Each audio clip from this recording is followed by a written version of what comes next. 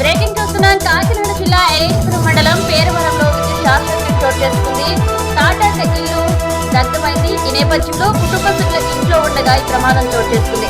ఇంట్లో వస్తువులన్నీ కాలిపోయాయి. కట్టుబట్టలతో కుటుంబ సభ్యులు రోడ్డు పాలయ్యారు.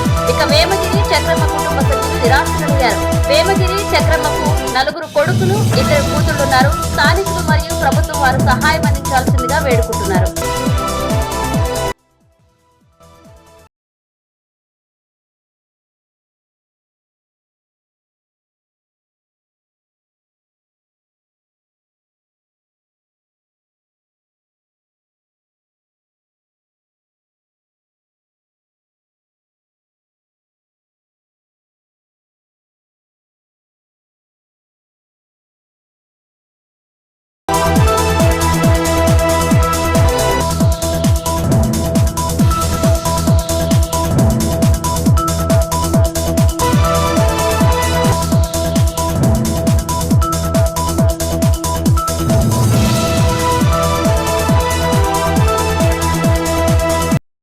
ఎస్సీ గారు ఫోన్ చేసి అమ్మకి నెంబర్ దాని నెంబర్ నాకు తెలియదు అనుకుని ఫోన్ చేసి ఎస్సీ పెట్టి ఎవరు రమ్మని చెప్పండి అని చెప్పాను.